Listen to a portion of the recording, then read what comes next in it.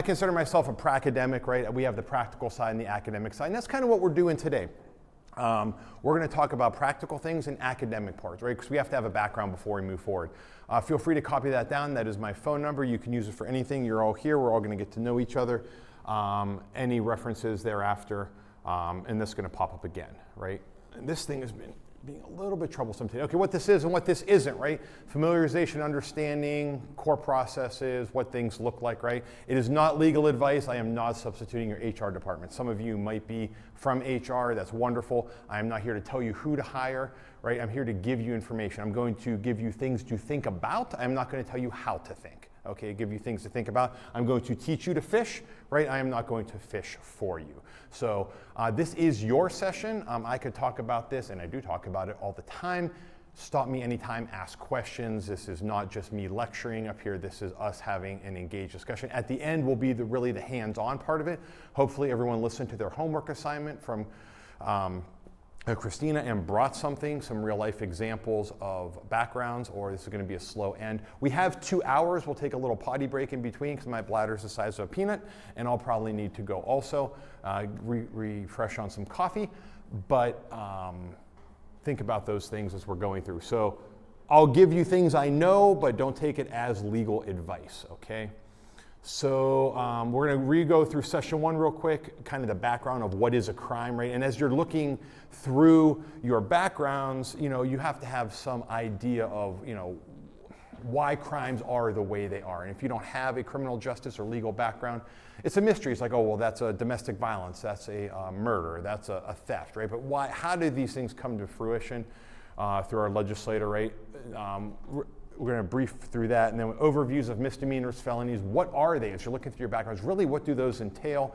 And then we're kind of combining the sessions. We're going to really dig into those background checks and show you what you're looking at, right? It's kind of what you're all here for, but we're going to give a back. I don't know what is with this thing today.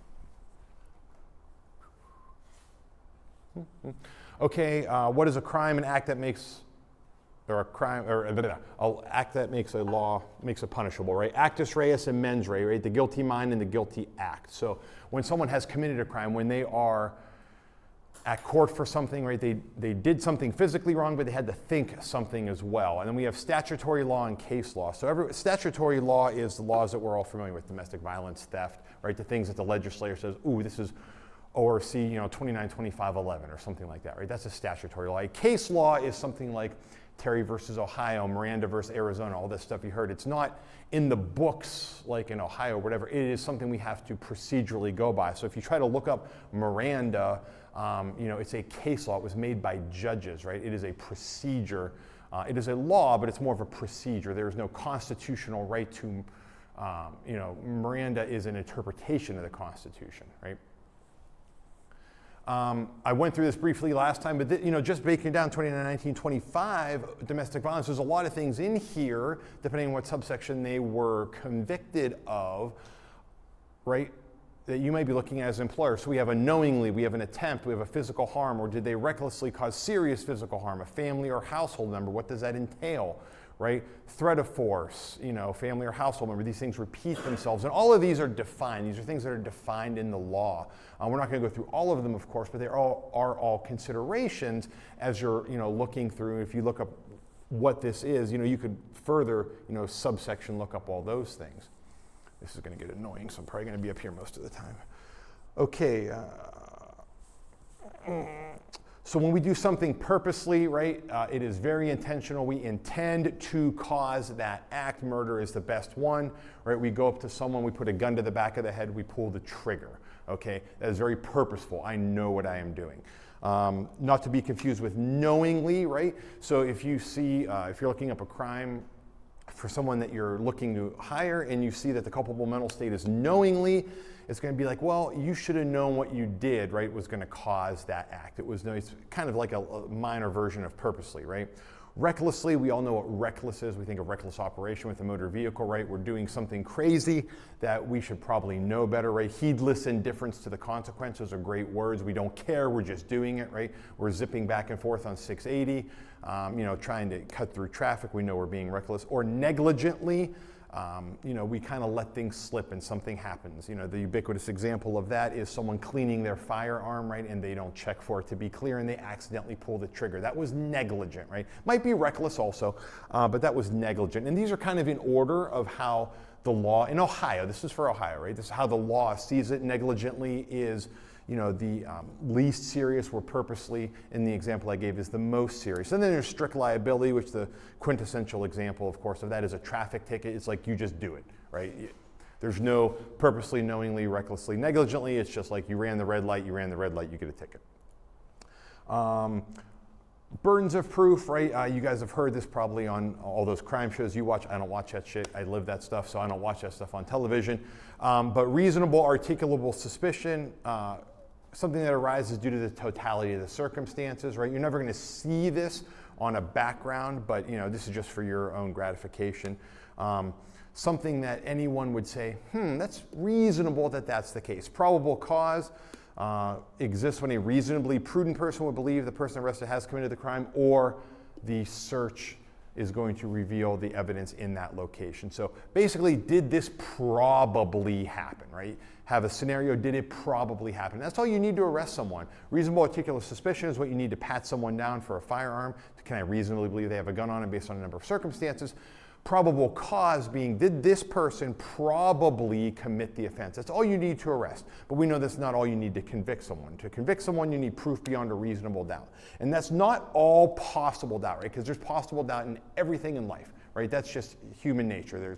And this right here, this is from Ohio Administrative Code judicial law, or judicial writings, where this is what they have to read to a jury. If any of you have served on a jury, you'll have heard proof beyond a reasonable doubt, this exact definition.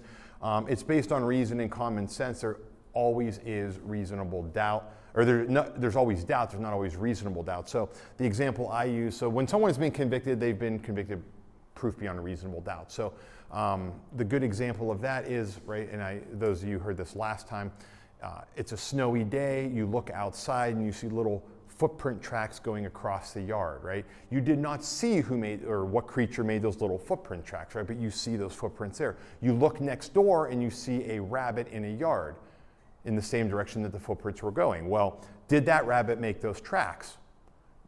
Definitely, probably, probable cause to arrest that rabbit for making those tracks, but we have proof beyond a reasonable doubt, right? There's some doubt that maybe that rabbit didn't make those tracks, but in light of everything else, we know that rabbit made those tracks, right? So that would be proof beyond a reasonable doubt. Okay, the criminal justice process, crazy, right? And I told you all last time that I tried to make this up, and then I finally just went online and found one because I was getting sick of making all those dumb little circles. So the process is going to vary between states, and in all of these steps, right, there are safeguards for our community to make sure that the individuals we're dealing with are not treated unjustly, that there is procedural justice to all these folks going through, from the incident happening all the way down to the bottom where there's appeals and trials again, right? And I stuck over the bind over and grand jury process in there because that is something in the state of Ohio. So this has happened, and you may see where someone is indicted and dismissed at indictment, or indicted and not followed up on a charge in your background. I don't know how all your backgrounds look, but there are all these steps in the process for someone that has gone through it. Misdemeanor crimes. You have someone that was arrested for an M1, right? Well, what does all this stuff mean? So a misdemeanor crime is usually less serious, generally punishable by less than 6 months in jail. It's not prison, it's a local facility of some type. So you can get up to a year for a misdemeanor, for what's called an unclassified misdemeanor. I didn't put that up there. For generally speaking, up to 6 months, right? And there's the fine. So M1, M2, M3, M4, MM being the most minor one. So domestic violence, though, is both an M1 and an M4, depending on what kind of domestic violence was committed. So again, I don't know how your background checks look, and these are the things that we're going to talk about, but if they say they were convicted of domestic violence, well, was it an M1 or an M4 domestic violence? An M4 domestic violence is, I threatened a family or household member with serious physical harm, right? So I threatened them. Well, as an employer, you might want to say, okay, well, these things happen and someone filed charges, but the M1 is some kind of an assault, right? So an M1, they consider it more serious as some kind of an assault against that family or household member. Keeping in mind the family or household member can be husband, wife, child, stepchild, person you lived with up to 5 years ago, even if you lived with them for 4 days up to 5 years ago, right? That is considered domestic violence. Think about that in your relationships, right? So there's a lot of things to consider, and that's why we're going to talk about perusing through the court records. And then there's unclassified, I guess I did put it up there, unclassified misdemeanors up to a year in jail. You cannot be jailed for a traffic ticket, right? You can't do it, doesn't exist unless you don't show up for that, then you get a warrant for your arrest, right? But you're not going to get arrested for an MM depending on how it shows up on your backgrounds. So just real quickly, who's done a background where domestic violence has shown up? Right. Okay. What does that look like on your product for whatever company you use? And again, I can't speak to that because we use, obviously, a law enforcement system. It'll say if it's a misdemeanor. Okay. Because there are felony domestics also. You can make your second one, you're automatically a felony. Does it say one? I think it does. Okay. I think it says like what number too. Okay. That's actually what one of our questions was about domestic violence. Sure. There's so yeah. much of it. Yeah. Well, and again, not that part, but yeah. Well, no, but there is, and so let's talk about that. So how does yours look? It shows if it's an M1, 2, 3, 4. Okay. Wonder, and that's important, right? Because you could say, okay, I'm looking at an individual and they're convicted of, pick a crime, M3. And you're like, okay, well, they could have gotten up to 60 days in jail. So now you know on this scale, right, the M1 is the most serious in our misdemeanors, and MMs are just your tickets. You really don't have to worry about that kind of stuff, right? Because it's happened to all of us, myself included, right? For MMs, it's been a while, but I got tickets too. So as we talk about domestic violence, it's going to be very broad because in Ohio, it is family or household member. And that's related by consanguinity or affinity, right? Meaning you have blood connections or you have familial or common law sort of connections. That person that you lived with, right? That boyfriend or girlfriend that you dated and you lived with them for a period of time, but now you don't. Stepkids, grandkids, right? Someone related. So it can show up a lot because there's a broad net for it. And the other thing is you have a child in common with someone. You're domestic violence, or you're connected forever when you have a child with someone, and we know that, right? By financial obligations, right, or that ex that you don't want to deal with anymore.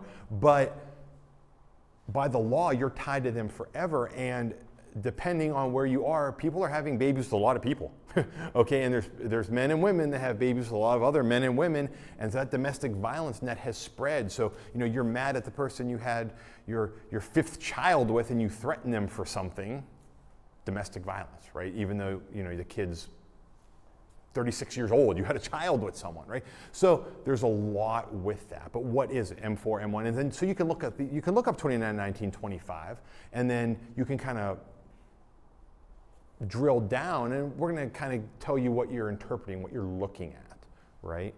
So any other questions with something like that? Are you saying that M1 is more like leaning towards an assault? Yeah, it is. For domestic violence, it is an assault, for sure, 100%. In the domestic violence, you did assault someone.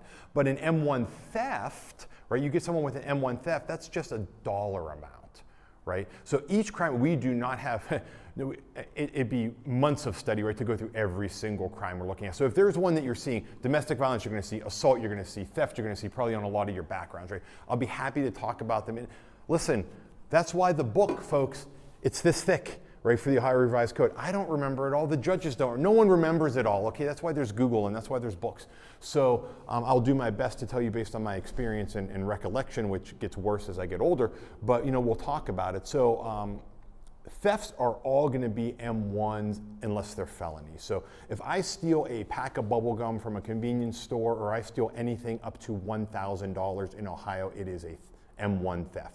Then it changes as you get into the felony ranges. It depends what you steal. If I steal a gun, that gun could be worth $100, but it's automatically a felony because it is a firearm. If you steal a credit card, right, a credit card really has no value. It's the cost to print it, but it's what you can get from the credit card, right, automatically a felony, right? So sometimes it's the object when it's theft. Sometimes it is the dollar amount. As we get into felonies, dollar amounts matter. Up to $2,500, up to $5,000, up to $7,500, right? There's these scales in the felony range, which we'll get to. But yes, M1 is more strict. Think of an MM as an M5, and as we get into the felonies, that'll make more sense because they go 5, 4, 3, 2, 1. There's 5 levels in Ohio. Again, everything's going to be different across different states. I'm only speaking to Ohio. If you're doing a background and you come across someone from Pennsylvania, they are not likely to have this. Or even if they did, it's going to be a different, right, set of punishments. Any other questions with this stuff? And again, just blurt out, raise your hand, throw something at me. Okay, felonies, usually more serious crimes punishable by greater than 6 months, but in state prison. You can actually serve some felony terms in jail if they're minor, but. So before we get to the levels, we talk about capital offenses, right? These are offenses punishable by death. There's entirely possible you may get a background with someone that had a capital offense, and you will just see the word felony on there. You will not see a level. It'll just say felony, which is kind of weird. Like, well, felony what? Nothing. Felony. It's just how Ohio does it. It never made sense to me. So those are all, capital offense is only aggravated murder, right? That's it. Aggravated murder. And certain things make murder aggravated murder as opposed to negligent homicide, right? All that stuff. But these are what you can get the death penalty for. Right? I just threw them up there. LG is lieutenant governor, in case you're wondering. Any candidate for office, things like that, right? The big stuff. That's your capital offense things you can get. But something that's important is, where's it at on here?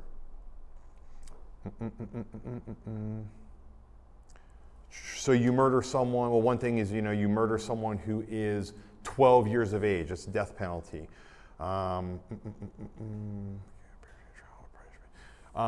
Apprehension, trial, or punishment for another offense. So that's basically if you are committing robbery and someone dies, right? You're apprehended for robbery, but someone died. Technically, that is a capital offense because there's 2 felonies involved with that. I don't know what kind of candidates or applicants you're getting. Hopefully none of them have capital offenses. So here we go again with the levels, right? Aggravated murders or murders, and they are various prison times. I'm not even going to try to go through that with you. It's quite complex, and I'll be honest, I don't know it myself. Then you have F1, 2, 3, 4, and 5. So F5 is your lowest of your felonies, right? So those are 6 to 12 month. When you see a definite sentence, that means those are in 1 month increments, right? So you will do 6 months, you will do 7 months, you will do 8 months, right? So on and so forth, up to those. Many of your simple drug possessions are F5s. Okay, you have a rock of crack cocaine, F5. You have a certain amount of marijuana, which I don't think that's changed even with all this legislation that's happened. Over 200 grams of illegal marijuana will be an F5, right? Some drugs, depending on what they are, will rise to felony level. But you could say, ooh, well, now I know that they had possession of drugs F3. That's a different kind of a sentence, right? It's more serious than this F5 that I'm seeing. So for those backgrounds, when you're seeing drug possessions, F5s and I believe F4s are presumption for probation on first offenses. So they are, and that's sentencing law. I'm not always, so attuned with that. My job is to put them there. They sentence them how they sentence. But probation for those first offenses, right? Giving someone another chance, going through a drug court. And that's fine, no problems. But as you get into 3s, 2s, and 1s, right, the law has said this offense is a little more serious than that. We can't have presumptions of probation. So on your F3s, those are your only choices, 9, 12, 18, 30, 24, 36, right? You're going to do one of those levels. And then you have felony 2s and felony 1s. Those are those ranges and indefinite periods, meaning you could do 54 months in a week, right? It's indefinite. They can set it for whatever they want within that period. That's just sentencing law. That's just how it is. But you know that there's a range, and that allows for a number of options in the court process for between our judges, prosecutors, defense attorneys, all that stuff. So felony 1 offenses can theoretically get you only, right? I don't want to be there, but only 4 years in prison. Or they can get you more than 11 years in prison, right? But if you got someone that says F1, it was at least 4 years in the prison system. Okay.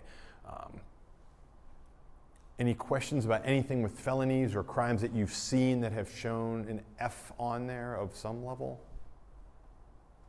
I just wonder, what makes something aggravated? Like, you'll see assault and then you'll see aggravated assault. Okay, so lovely law, it depends on the crime, right? So let's talk about menacing is an easy one. And again, these are things we have to look up in definitions, but that's why we're teaching you how to look these things up later on. So menacing is I threaten you. I'm going to beat you up. Okay, that's menacing. I threatened you. I'm going to beat your ass and slice your throat. That's aggravated menacing, right? You have threatened between physical harm and serious physical harm, which also have their own definitions, right? What is physical harm? What is serious physical harm? So, I mean, if you see aggravated behind it, I think we can all get the common sense that that's going to be worse, and that's true. There's trespass and there's aggravated trespass, and that doesn't necessarily have to do with serious physical harm, but that has to do with other crimes you're committing while you're trespassing. So each one's going to be a little bit different. Okay, so you'll have to look up what the aggravated circumstance is, and that really boils down to looking at, like, I'm sure most of you, like myself at work, have 2 or 3 screens, right? Put them next to each other and read the words. Okay, this one is different than here, right? We're teaching you how to maybe interpret some of these words. Oh, this one has this. This is the difference. Oh, okay, now what does this word mean according to the Ohio Revised Code? Kind of drill down that way, and sometimes it's one word, right, that makes a difference. Physical harm or serious physical harm, those words that sometimes our eyes gloss over, right, as we're trying to read too quickly. Don't read anything too quickly. Don't take it for granted either. What was the one you specifically asked about? Assault and aggravated assault? Again, that's just the level of harm, okay? Murder and aggravated murder, or, things like that. Go ahead. On the same background check, I have a misdemeanor that says what level, one that says minor misdemeanor, and then one that says misdemeanor with no class, like nothing by it, and then unclassified misdemeanor. Okay, so an unclassified misdemeanor, that's pretty rare. That's something that's actually punishable by up to a year in the local jail, depending on what does it say the crime is?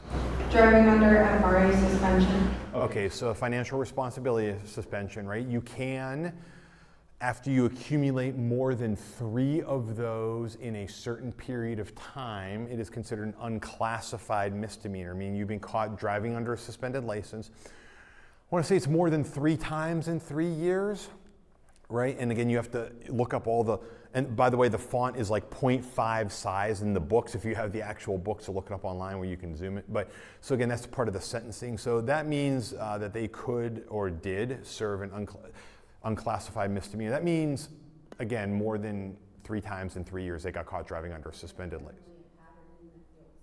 Sure, there's a pattern, right, and that shows a pattern, right? So it's looking these things up and drilling down. That shows a pattern for sure, or else it is just one of the misdemeanor offenses, because driving under suspension, listen, it's a thing. We all have our licenses.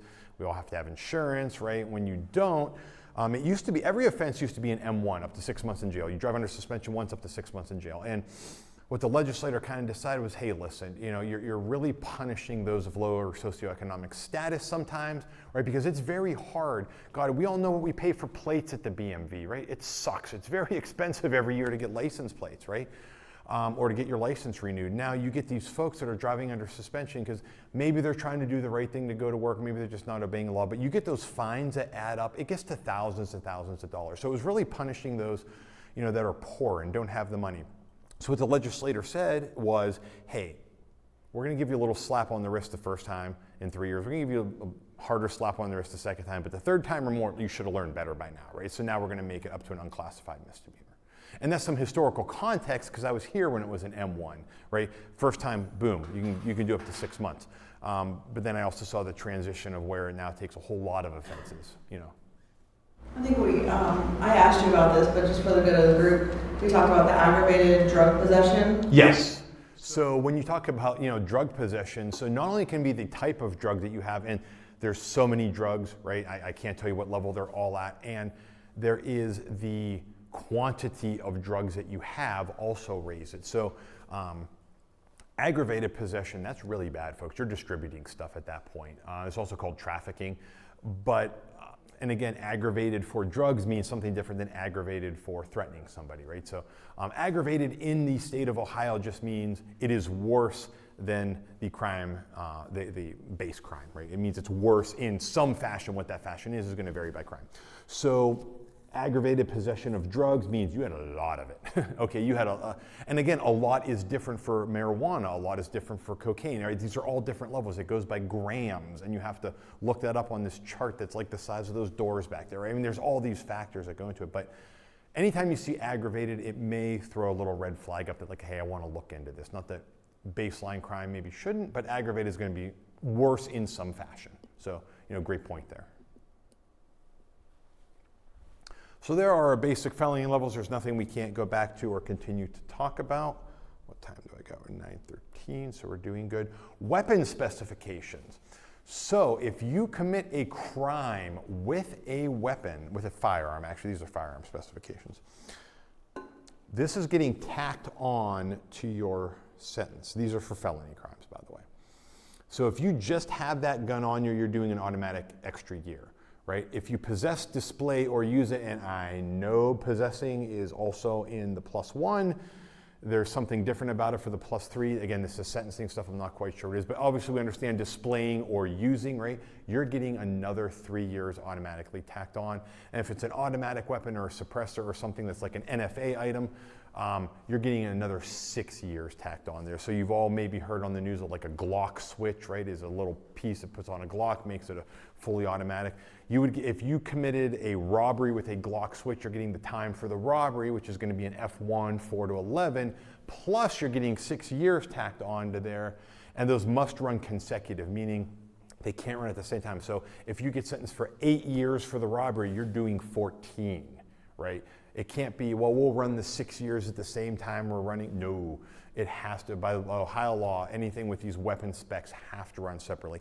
And I don't know how that shows up on your background, but if you see someone with a weapon specification, that means they committed a felony with a firearm, right, and did extra time for it, right? So just something to think about.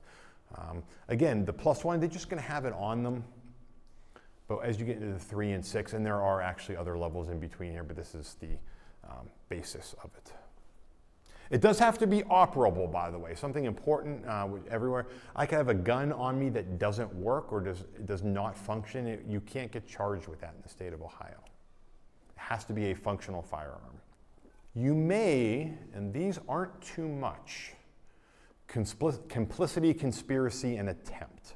Attempt is the one I want to spend a little bit of time on, but complicity, right? You commit the crime with your bestie, right? All right, we're gonna go rob the bank, right? Complicity. You are complicit in the crime. You could just be the driver.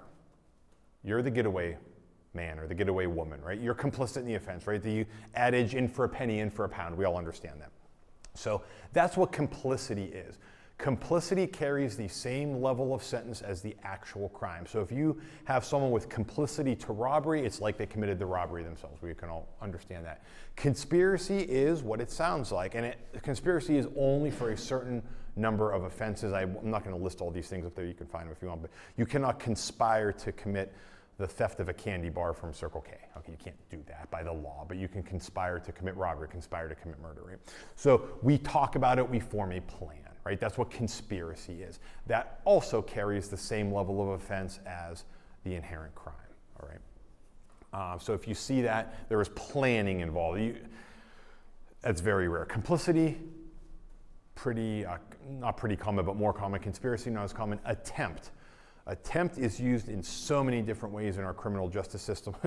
What that means is you tried to do it and you failed. You sucked as a criminal. Okay. So you tried to commit murder. You tried to rob a bank. Right? Attempt, right? We attempt. We all know what the word attempt is. It's a common sense definition.